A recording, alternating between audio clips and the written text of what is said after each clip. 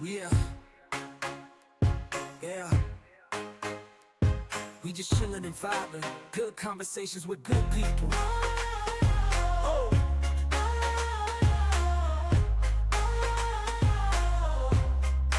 good conversations with good people. Yeah, yeah.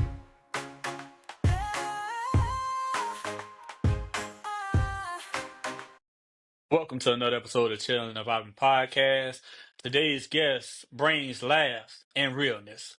Whether he's lighting up the stage with his stand-up or stepping in front of the camera as an actor. Y'all welcome the one, the only, Zako. Right. What's up, man? What's going on, Larry? Thanks for having me, man. Hey, man, I appreciate you taking the time out your busy day to come chill and vibe. Oh, dude, I wish that were true. I am right now. I'm in bed, got my feet kicked up in a hotel in LA, man. I'm living a good life right now. So, Hey, not that I man, good wouldn't vibe. push things aside, not that I wouldn't push things aside to do this podcast, but it's a pretty chill day out here in LA, man. How's your day going? It's good, man. So you're in LA, but where you originally from? I'm originally from Beaufort, South Carolina. Hey, neighbor. We're What's going neighbors, on? right? Orangeburg, Yeah, South originally from Carolina, born and raised. Yeah, man. I'm originally from Beaufort, South Carolina. Well, Ladies Island, South Carolina. As you know, Beaufort is just comprised of a bunch of little islands down there. So I grew up on Ladies Island, general Beaufort area. And then when I was 13, I moved to Toledo, Ohio. So I got a little bit of Southern in me, a little bit of Midwest in me. But I started comedy in Chicago. Traveling, man. Larry, I can't be pinned down. So have you ever been back to South Carolina, man? Oh yeah, I mean, my family still lives down there. My mom, my stepfather, my sister, her wife. I got a lesbian sister. She might be the first lesbian in South Carolina, actually. She was the Jackie Robinson of lesbians in my hometown. They came after, but she was the first one, man. Yeah, so they all live down there. They're still back home, so I go home as often as I can. Next time you come home, man, we gotta link up, man. Take a shot of Fireball together. Yeah, for sure. I'm trying to do some shows out in Charleston soon, so I'll let you know. Oh yeah. So when was that first I think I'm funny moment? Oh man. I don't even think it was for me, to be honest. I've been asked this question before, and there's like one moment that always triggers for me, and it was we were in a car, and I was just making my mom and my aunt laugh. And like growing up, that was like my way out of trouble, right? Like just make them laugh, and you're good. Because my sister, she was a badass kid. Like she was the one running away, sneaking in boys. But I was just kind of like, just if I just make my mom laugh, I could sit in the background, get collect my Pokemon cards, and not be grounded. And that was kind of what my angle was. So I remember I was making my mom and my aunt laugh, and my aunt just looked at me, and I was probably like 25 at this point, and she was like, "Oh, you missed your calling. You missed your calling. You should have been a stand-up comedian." And at the time, I had just graduated from college and from the Air Force, and I was like, "Damn, my aunt doesn't respect any of these accomplishments." But yeah, she kind of told me that, and then I just kind of. I never really thought about it again after that for a while. It wasn't until 5 years after that when I started comedy when I was 30, but I always kind of fall back on that moment. So I was like, oh yeah, like that was when I kind of grew up making people laugh. So thank you for your service also, man. Air Force, how many Oh years? yeah. Air Force, 6 years. It was National Guard, so I just did that one weekend a month, man. I'm cool with that. One weekend a month. I had treated the military like I treat my relationships. I'm in and out, back to the streets. Thanks. Who are your top five comedians of all time? Top five. Okay, Patrice O'Neal undoubtedly sits atop at number one. It gets a little dicey after that. But if the four that are under Patrice, I got to go with Bernie Mac, Cat Williams, Bill Burr.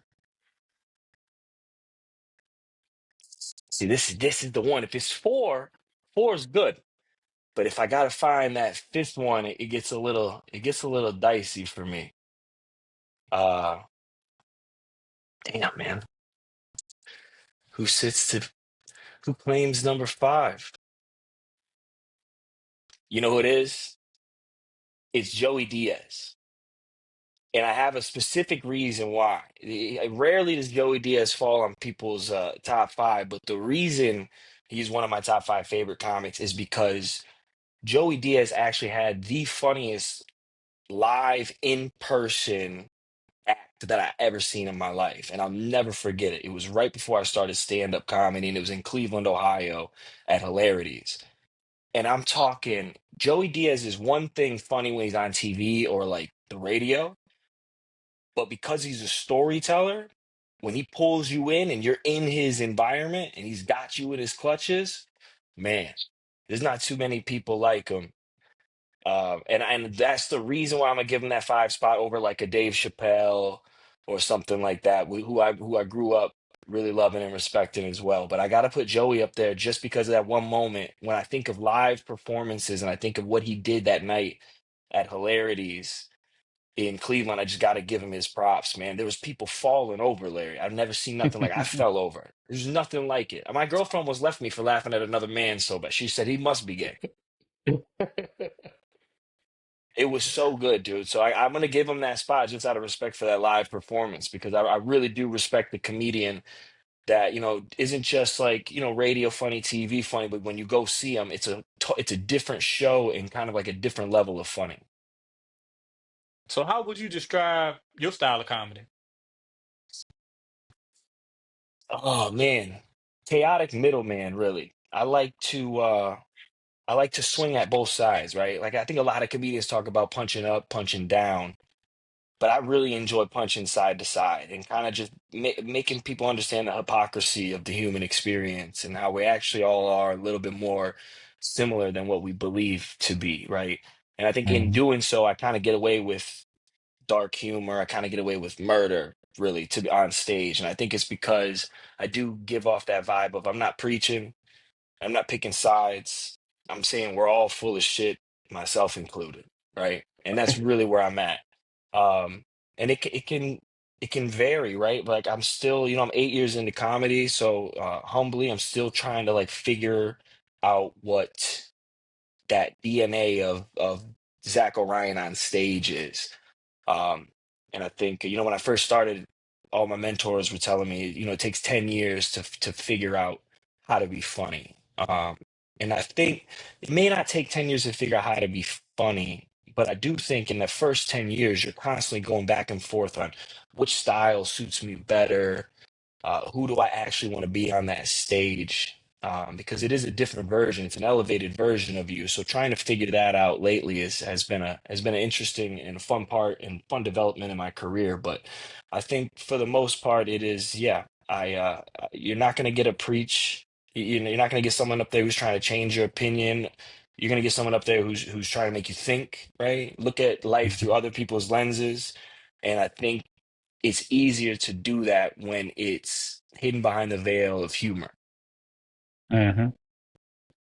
What's the weirdest or wildest thing you've seen while on stage? Oh man, I was doing Stratosphere in Las Vegas. All right, so this isn't what I saw on stage, but this is a wild story.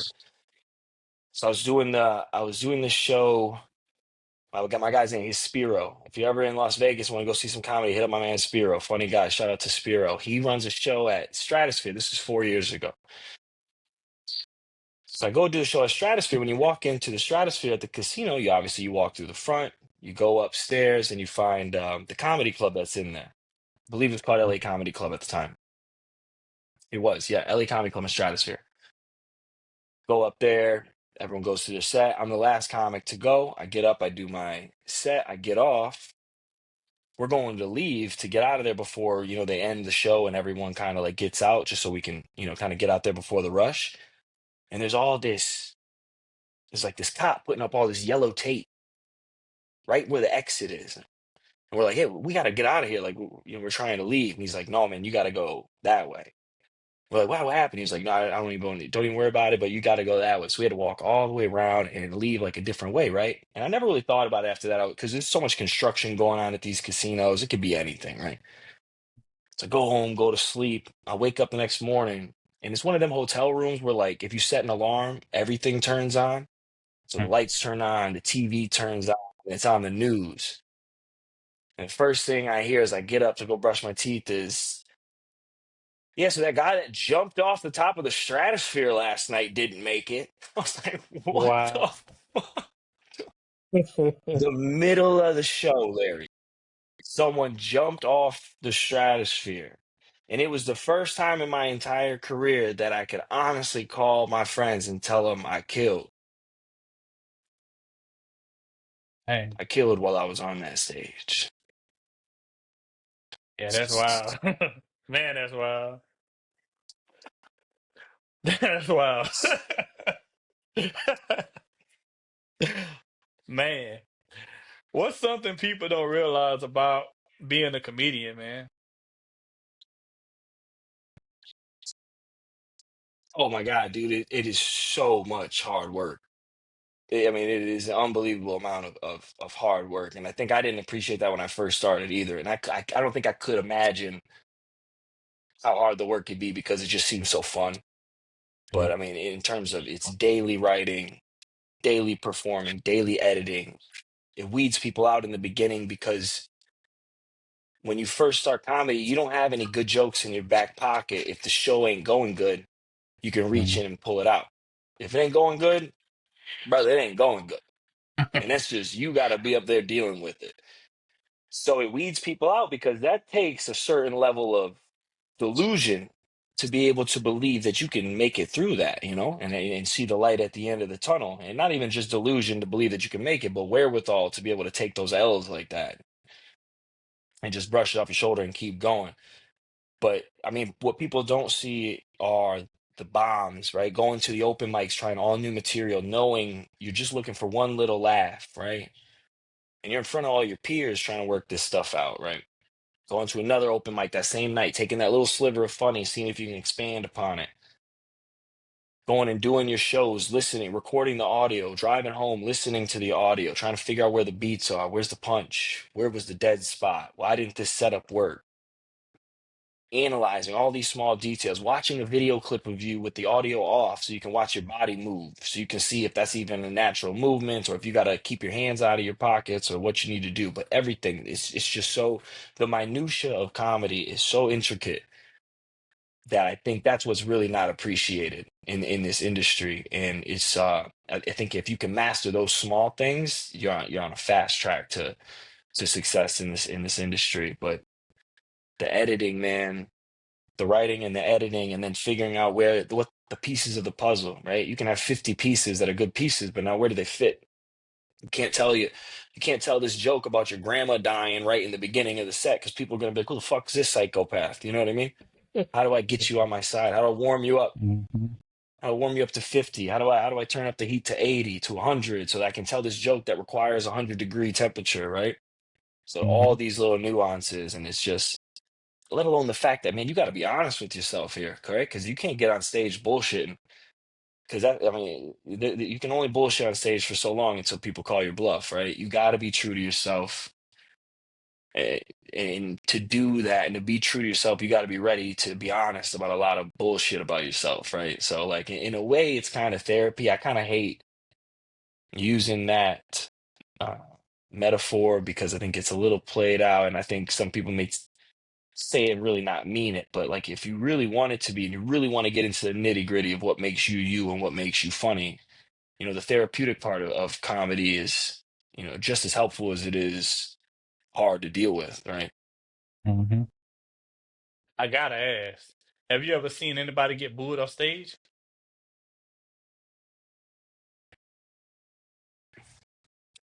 Oh yeah.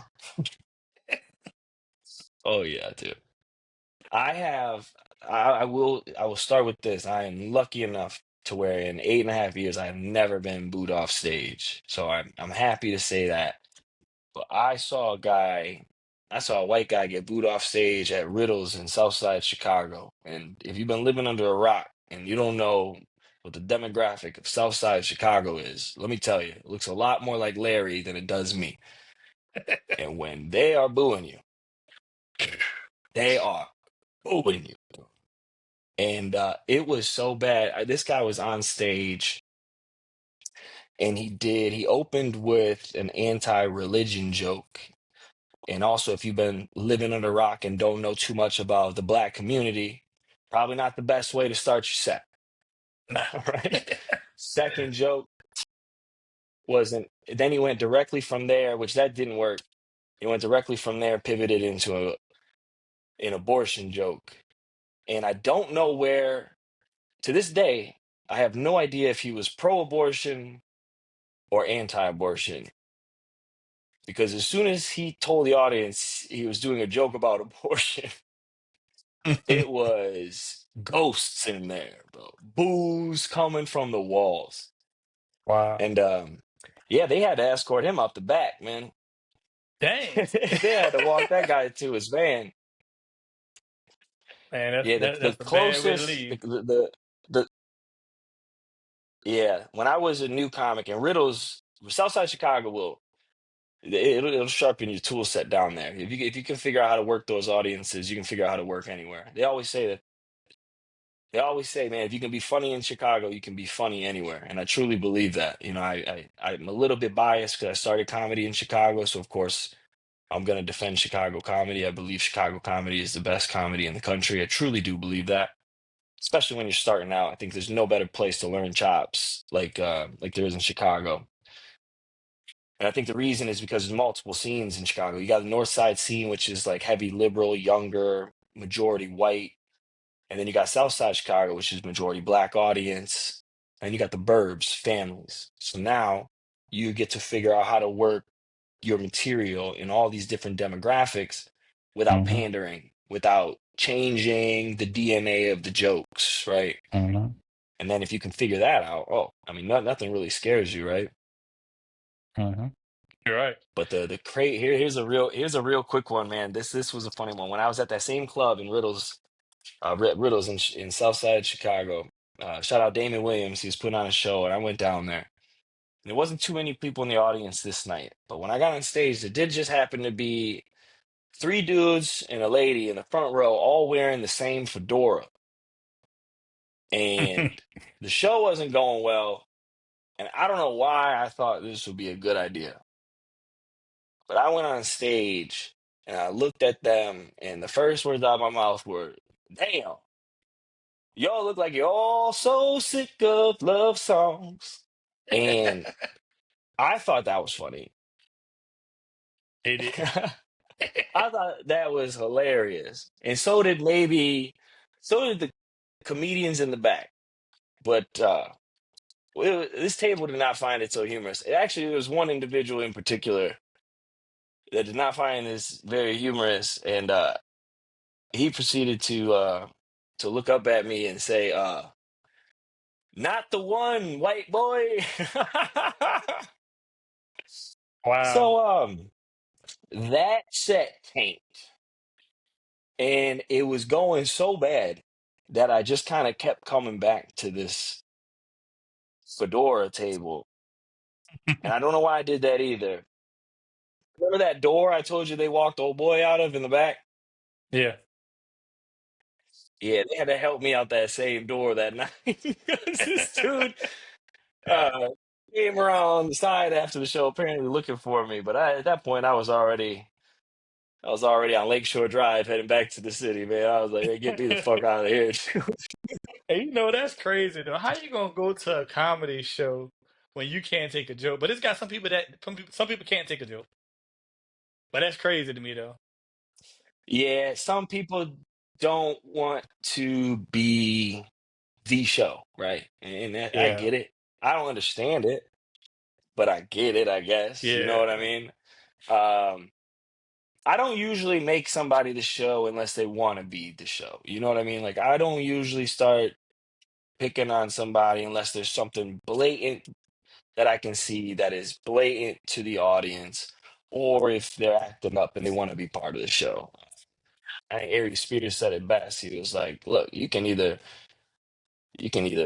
listen to the show or you can be the show. Either way, that check. Oh no, that was my bad. That was Hurricane. Yeah. Oh shit, who the fuck said that? Not Hurricane. Yeah. So you can either be the show, you can either listen to the show, or you can be the show. Either way, that check can clear the same. You know what I Facts. mean? Either way, I'm getting paid for this. How has comedy changed since you started?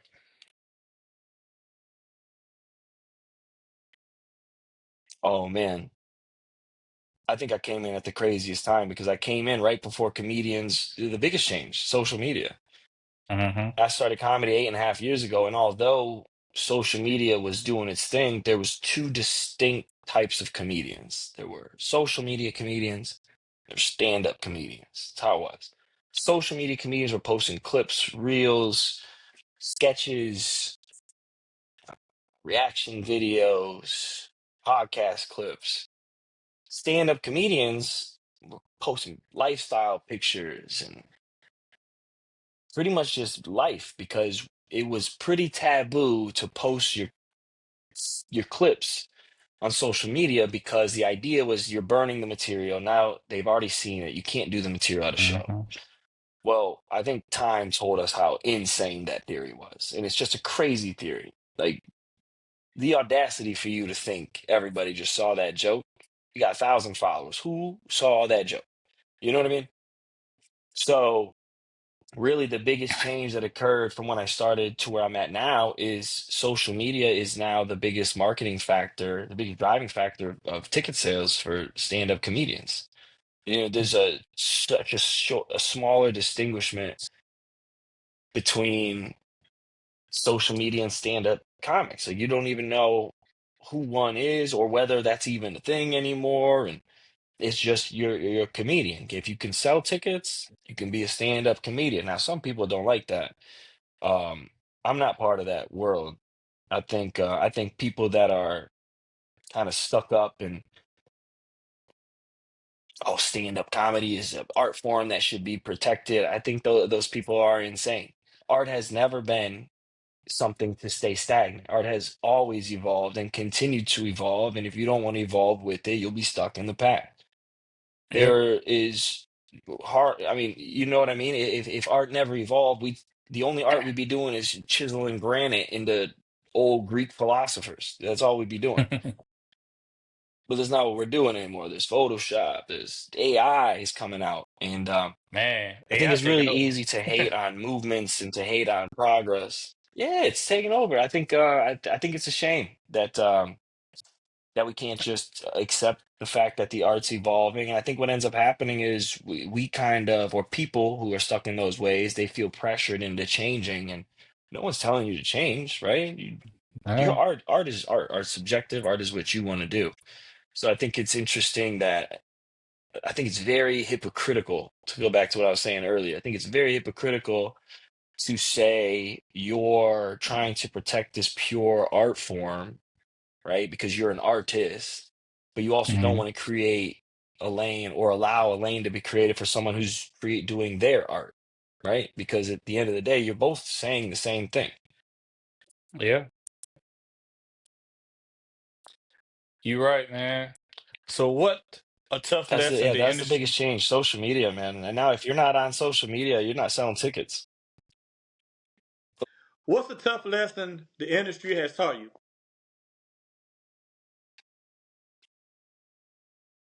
So, I mean, so much. Number one, the toughest lesson this industry has taught me, get it in writing.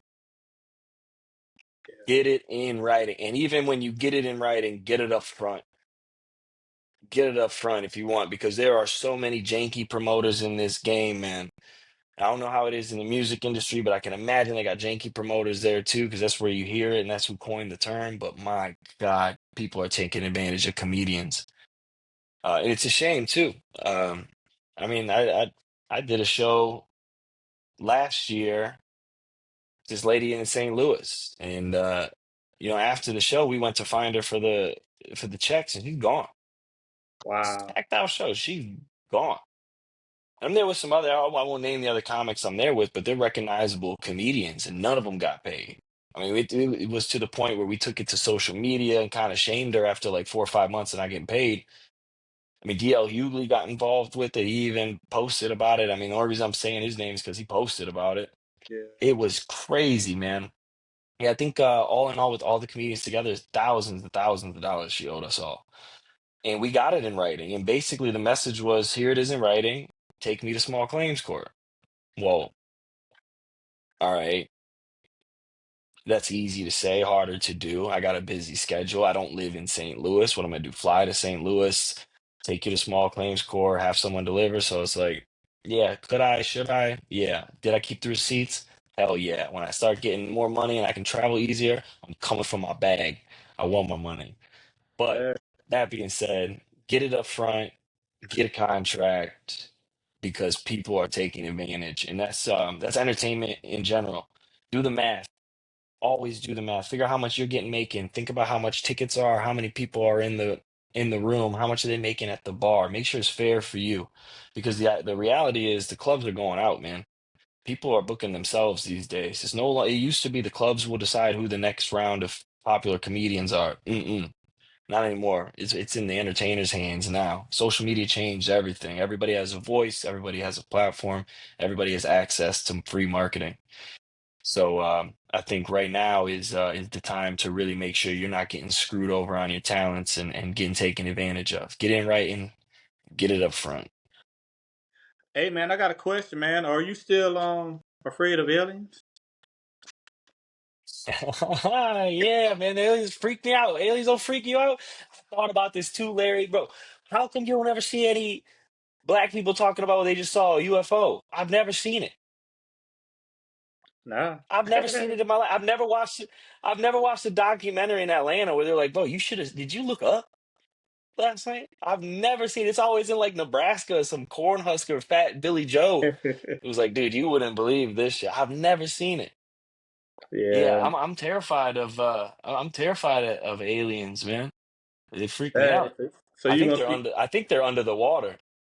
Yeah, probably is, man. Yeah. They say they That's why we don't find see them, man. yeah, they say they find something else down there deep in the ocean. They didn't say what it was, but I'm gonna have to do some Larry, more they research find on all sorts of shit down there. Larry goes to, they found something down there. it. I was just here yesterday. They found something in the ocean. You're kidding me. Yeah, bro, they be finding stuff down there all the time. It's nuts. They What's say we don't but know. They say we don't know like 98% of what's in the ocean. believe it, man. It's too deep. Like It's too deep. it's too deep. Like they trying to say they know how deep the ocean is, but I don't think they really do. How? No, no, they don't know shit. We don't know half as much as we don't know nothing that we think we know, man. I'm telling you, it's all bullshit. Hey, I'm taking it day by day. So besides you not getting paid from that janky promoter, what's the worst gig you ever had? Oh my God. Charleston, South Carolina, bro. I'm 2 years into comedy.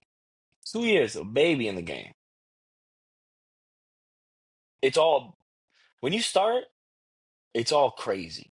It's all dick jokes.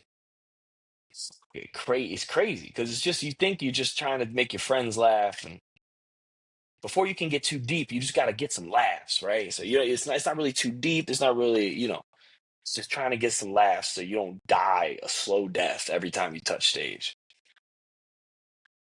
And I hit up my boy. I was going down to South Carolina. I hit up my boy Anthony Fuentes. Shout out Anthony, man, blowing up, comic out of Chicago, great comedian, the Big Fish. I'm like, hey man, I'm going down to South Carolina. I've never done Charleston before. You know anybody that's got a show in Charleston? So, oh, bro, you got to hit up my boy. He's got a great show down there. It's always sold out. It's packed. He'll have you on, man. I vouch for you. Hit him up.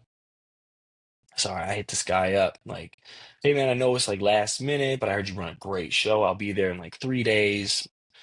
Like, no real like expectations, but if you can fit me in, I'll do it, man. He was like, can you do 20 minutes? I was like, what?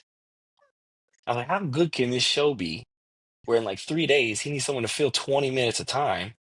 And he didn't even ask me what my face looks like.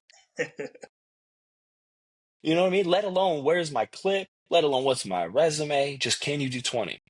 So I said, well, if we could find out. He was like, come on down, man. I get down there. Larry ain't bullshitting you. I get down there, I'm putting in the address. My parents are coming. My mom and my stepdad have never seen me do stand-up before. My mom has. My mom saw me do stand-up. My stepdad's never seen me do stand-up before. I'm driving down with my girlfriend at the time because we're going to visit my mom's house and then we're going to go down to Florida. We all meet in Charleston to go to my show.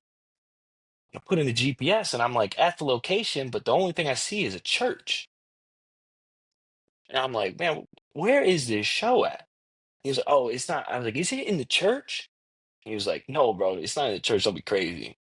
It's in the elementary school right next to the church. I was like, what? He was like, yeah, yeah, yeah. I said, okay. Now there's a lot of there's a lot of cars here, so there's something going on in there. So I walk in there and I just keep seeing groups of like 6-year-old kids wearing different color camo pants and like their parents around. And I'm like, someone's got to tell me what the fuck is going on here, or I'm on my way to Florida immediately.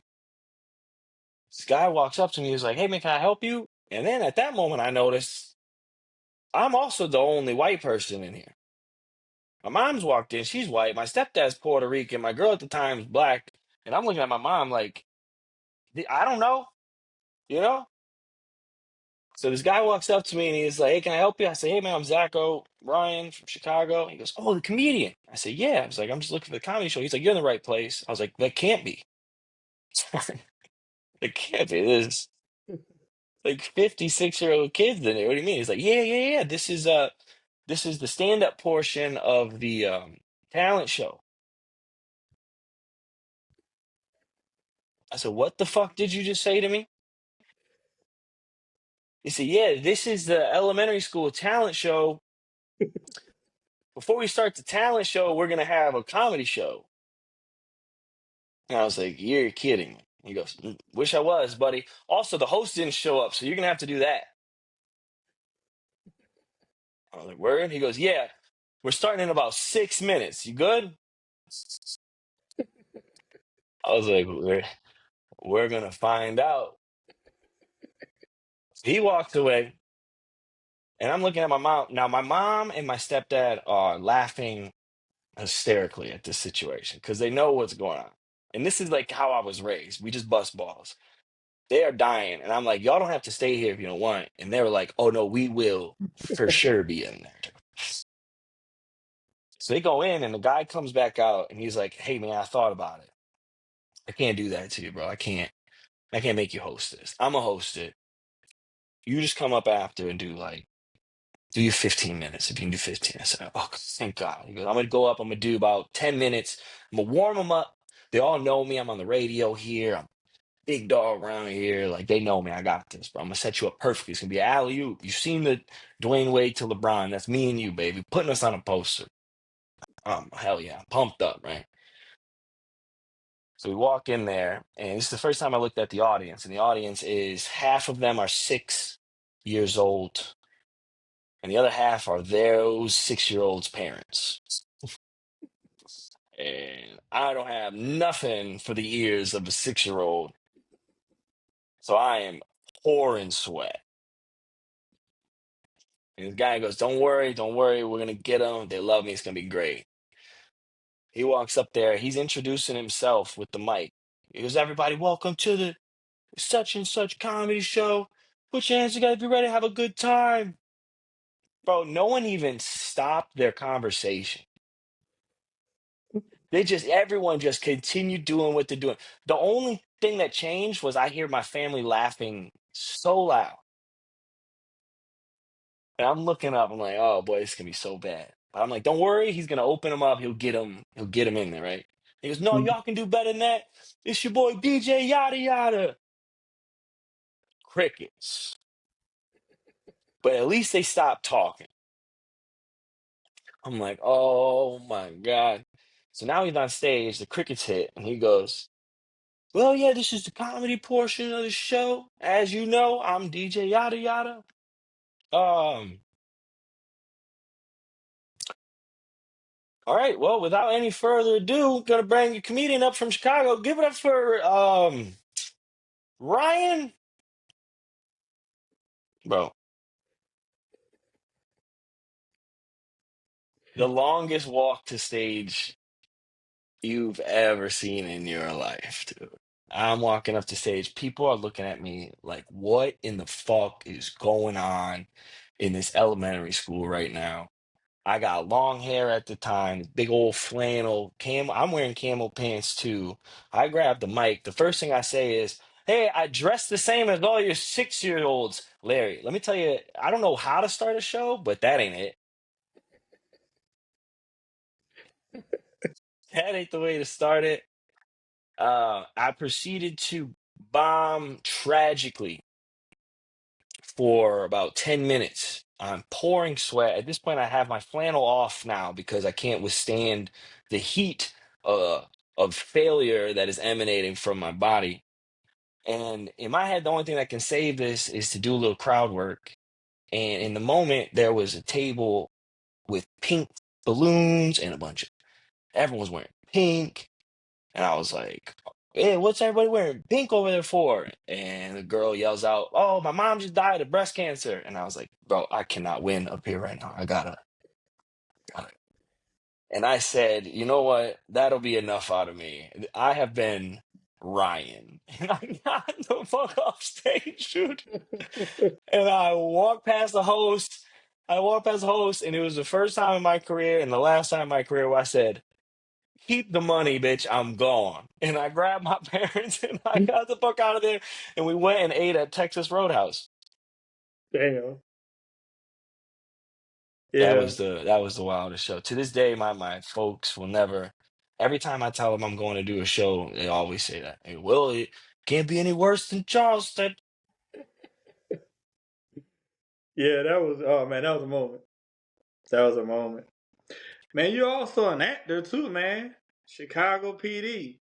How you got that gig?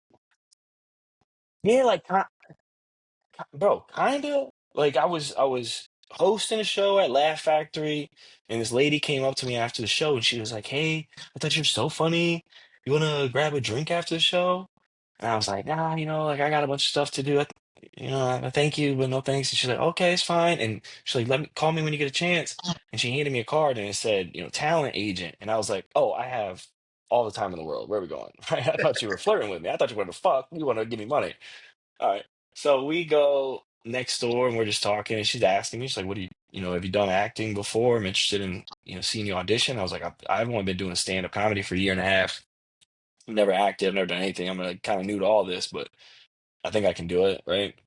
So she brought me in, I auditioned for them, and then yeah, they brought me in, Stewart Talent Agency. So they just sent me some auditions. I get to do some commercials once in a while. My two biggest roles were I was in Power Force. I was a photographer in a strip club, and I get uh beat the fuck up Damn, is what I get very badly. Yeah. And then I was in Chicago PD, and in Chicago PD, um I get beat the fuck up. So I think I am just typecasted in Hollywood as the guy everyone wants to punch in the face. So those are the roles I've got. But in Chicago PD, I got it. I got one lick in at least. So they're giving me to let me fight back a little bit. Maybe next time I'll get a couple, throw them in a headlock, maybe win a fight before my career is over. But Larry, dude, I'm telling you, when I got punched in the face in Power Force, I was like, this is my first opportunity, right, to show like what I'm capable of. So I was like, I'm about to try to win an Oscar for best dude to get punched in the fucking face, right? So they come in there and they're like, "All right, we're gonna punch you in the face." And you just kind of got to. I'm like, "Yeah, I'm ready." So guy comes in and he swings, and I throw my shit back. I mean, sell it like you've never sold nothing before in your life, Larry. I sold it. It was the best non-punch punch you've ever seen in your life. I killed that shit. However, in the process, I pulled the whole right side of my whole neck, body, and limbs down to my toes to where that shit was tingling in my feet. And I damn. was like, well, it doesn't even matter because we got it, right? Don't even matter because we got it on tape. I can ice the shit when I get home, right? Wrong. We had to do that take about 15 times. Damn. This was on Power Force. This wasn't Chicago PD. We had to do this shit about 15 times because the dude getting his dick sucked in the strip club in the back couldn't stop looking at the camera. Bro, focus on getting your dick sucked by this actress. I'm up here paralyzed and I can't go home and ice my neck because you can't focus. Awful experience. Wait, Good this was times. was Awful this experience. They acting asked or me this afterwards if I was okay. I said no. was this acting or was Well, that he for real? wasn't really getting his dick sucked, Larry. I mean, it wasn't. I mean, I ain't know, man. He wasn't really getting his dick sucked. He was acting like he was getting. Yeah, Hollywood ain't that crazy, man. No, he was play getting his dick sucked in the back. But every time the guy walked in, he would look right at the camera for some reason. He'd just be like, and it's like, why are you looking at the camera? Focus. This is my moment. And I just got to keep 15 times throwing my shit back. And one time I was like, hey, maybe I'll try the other side just to try to even it out. And he was like, I can't throw jabs. So then that was fucked. So I really had nothing, no other option but to damn near die. But I went out on my shield, Larry. And that's my big Hollywood break. That's what's up, man. So, what's your definition of chilling and vibing, man? When you're not doing comedy, you're not acting.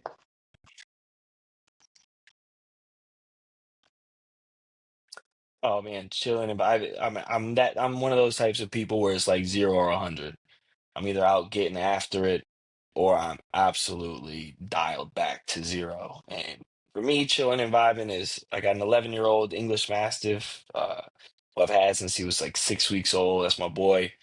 So I really am just inclined to roll a joint, put on a good movie, chill on the couch, hanging out with my dog, really. Um, I like to fish, man. I like to stay active. I'm in the gym, but if I'm just chilling and just vibing, I'm a big movie buff. I like movies. I love me a good TV show, some documentaries. But yeah, it's I can chill, man. I can chill and vibe. All right, Uh, I'm good at that. so, Zako, what advice would you give somebody wanting to get into comedy? Don't do not fucking do it. Be a good boyfriend or girlfriend, get married, have kids, enjoy your life. No, man, if you want to get into stand-up comedy, just know coming into it, it can't be part-time, bro. It really can't. I know a lot of people get in and oh, I'm gonna do this on the side. And what I mean by that is not you can't work another job and do this on the side. What I mean by that is you need to treat this like it is the main bitch. It has to be the main bitch. You cannot treat comedy like the side bitch. She will never come around. That's the one you're getting flowers for. That's the one you're hanging out with on Valentine's Day.